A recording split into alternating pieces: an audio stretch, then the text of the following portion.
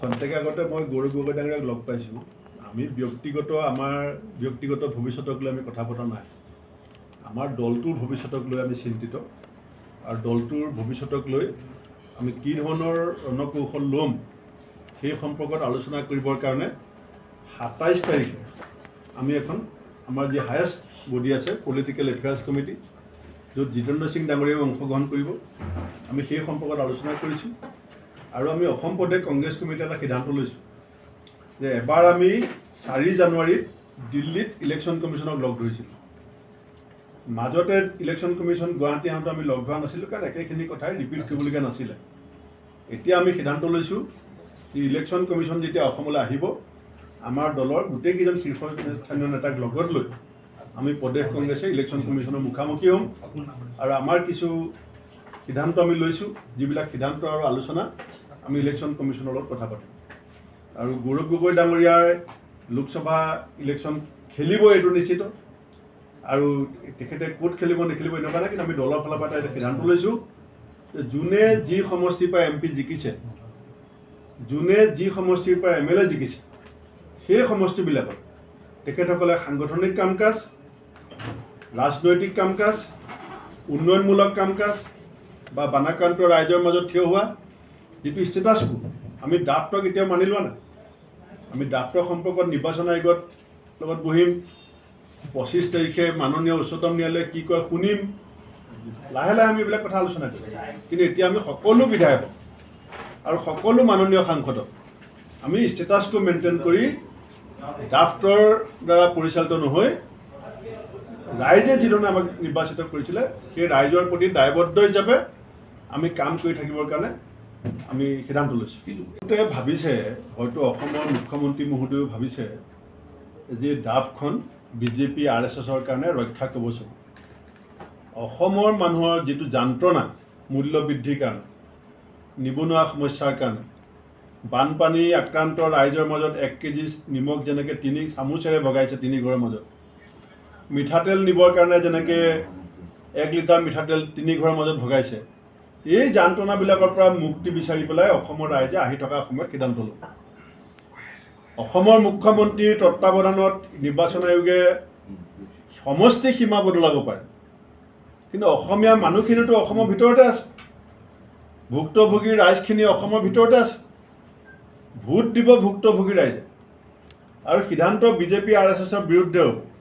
আৰু BJP RSSক যেতিয়া ৰাইজে উৎখাত কৰিব, তেতিয়া অন্য এটা সাম্প্ৰদায়িক শক্তি অসমত জীয়াই থকাৰ কোনো অৱকাশ নাথাকিব।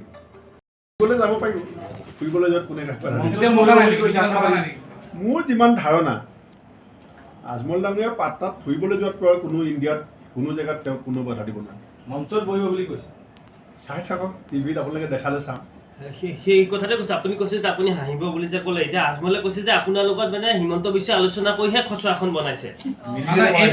কালি পেলাই কৈছে, কালি মানে আগতে আপোনালোকক BJP B টিম বুলি কয়, এতিয়া কৈছে যে A+ টিম মানে কংগ্ৰেছ। ঠিকে আছে, আমাৰ পাটনা মিটিংখন হৈ যাওকচোন। সেইটোতো কালি ময়ো কৈছোঁ, খালেক ডাঙৰীয়াই যিটো কৈছে সেইটো কালি ময়ো কৈছোঁ যে ইয়াত খিলঞ্জীয়াৰ সুৰক্ষাৰ কথাটো এটা অবান্তৰ কথা। এইটো মুখ্যমন্ত্ৰী ডাঙৰীয়াই বৰ সুন্দৰকৈ শব্দ বিন্যাস সৃষ্টি কৰি পেলাই চুটি মধুৰ বাক্য বনাব পাৰে। অসম বিৰোধী বুলি কৈছে। অসম বিৰোধী বুলি মই নকওঁ, এইটো মুখ্যমন্ত্ৰী মই বাৰে বাৰে কৈছোঁ অনুগত্যশীল কিছু ব্যক্তিক সুৰক্ষা দিবৰ কাৰণে এই খচৰাটো বনোৱা হৈছে, আৰু তেওঁলোকে বনাইছে। এইটো ইলেকশ্যন কমিশ্যনে বনোৱা নাই। ইলেকশ্যন কমিশ্যনৰ অফিচাৰজনৰ অকল এটাই কাম, তেওঁ চাইন মাৰি পেলাই উলিয়াই দিছে। তেওঁ নাজানে কোনটো পেজত কি আছে।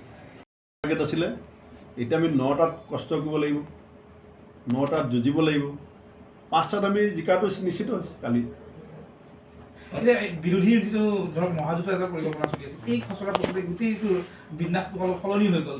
তাৰপিছত কেনেধৰণৰ প্লেন কৰিছে বা আজমল ডাঙৰীয়াৰ স্থিতিটো কি হ'ব? আমাৰ বিৰোধী ঐক্যই আমি একেলগেই নিৰ্বাচন আয়োগক লগ ধৰি পেলাই আপোনালোকে জানে আমি কিছু অভিযোগ দিছিলোঁ আজি কিছুদিনৰ আগতে। গতিকে বিৰোধীৰ লৈ কোনো ইয়াত এই খচৰাটোক লৈ পেলাই 2-4টা শব্দ ইফাল সিফাল হ'ব পাৰে, মতানৈক্য একো নাই। আমি আলোচনা কৰিম। আমিতো কংগ্ৰেছে নিৰ্বাচন আয়োগক এবাৰ লগ ধৰিমেই। যদি বিৰোধী ঐক্যৰ নেতাসকলে কয় যে একেলগে লগ ধৰোঁ, আমি সেইটোতো আছোঁ। আৰু দেখোন কিছুমান সুযোগো আনি দিছে। দেখা গৈছে যে AGPৰ পৰা এটা ফ্ৰেকশ্যনে বিৰোধিতা কৰিছে, BPF বিৰোধিতা কৰিছে, BPFৰ বিধায়কে বিৰোধিতা কৰিছে। এইটো সাংবাদিক বন্ধুসকলে হয়তো ভালকৈ বিষয়টো চালি জাৰি চোৱা নাই। এইটো দুটা ফেকশ্যন গোটেই অসমত এতিয়া, এটা ফেকশ্যনে বিৰুদ্ধে, এটা ফেকশ্যনে ছাপৰ্ট কৰা নাই। যিকেইজন মানুহ অসমৰ বৰ্তমানৰ মুখ্যমন্ত্ৰীগৰাকীৰ প্ৰতি অনুগত্যশীল, সেইকেইজনৰ ৰাজনৈতিক সুৰক্ষাৰ কাৰণে কামটো হৈছে। কেইজনমান মুষ্টিমেয় বিধায়ক সাংসদ, গতিকে তেওঁলোকে প্ৰশংসা কৰিছে। এতিয়া মাননীয় আমগুৰিৰ বিধায়ক প্ৰদীপ হাজৰিকা ডাঙৰীয়া, তেখেতে ৰাজহাড় বেকা কৰি এজিপি নকৰে।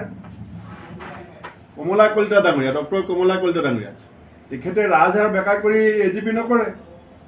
গতিকে যিবিলাক মানুহে অনুগত্যশীল ব্যক্তিৰ প্ৰতি অনুগত্যশীল নহয়, দলৰ আদৰ্শ নীতিৰ প্ৰতি অনুগত্যশীল, আৰু অগপৰ দুগৰাকী মাননীয় মন্ত্ৰী অগপৰ প্ৰতি যিমান অনুগত্যশীল তাতকৈ মুখ্যমন্ত্ৰীৰ প্ৰতি বেছি অনুগত্যশীল। গতিকে তেওঁলোক সুৰক্ষিত, তেওঁলোকে ড্ৰাফটখন ৱেলকাম কৰিছে। আৰু যিবিলাক মানুহ মুখ্যমন্ত্ৰীৰ প্ৰতি অনুগত্যশীল নহয়, দলৰ প্ৰতি অনুগত্যশীল, তেওঁলোক অসুৰক্ষিত। কাৰণ আহি থকা সময়ত অসমৰ মুখ্যমন্ত্ৰীয়ে বিজেপি চৰকাৰ পৰিকল্পনা কৰা নাই। আহি থকা সময়ত অসমৰ মুখ্যমন্ত্ৰীৰ পৰিকল্পনা হৈছে হিমন্ত বিশ্ব শৰ্মা চৰকাৰ হ'বলৈ, আৰু আমাৰ পৰিকল্পনা হৈছে অসমৰ ৰাইজৰ চৰকাৰ হ'বলৈ। গতিকে এই দুটা আদৰ্শৰ মাজতে সংঘাত।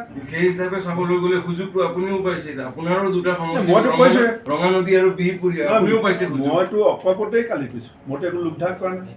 মই কৈছোঁ কান্দিব অকল বিজেপি আৰ এছ এছ, কান্দিব যিবিলাক মানুহ মুখ্যমন্ত্ৰীৰ প্ৰতি অনুগত্যশীল নহয়, চৰকাৰত আছে, বিজেপিত আছে, এজিপিত আছে, কিন্তু মুখ্যমন্ত্ৰী কান্দিব। মইতো কৈছোঁ আমি হাঁহিম। মইতো কৈছোঁ হিমন্ত বিশ্ব শৰ্মাই হাঁহিব। আৰু কোনে কান্দি আছে আপুনি দেখি আছে কালিৰ পৰা। আমগুৰিত কান্দিছে, ছয়গাঁৱত কান্দিছে, তামোলপুৰত কান্দিছে, আমিতো কোৱা নাই। আজমলে কান্দিছে। আজমলে কান্দিছে।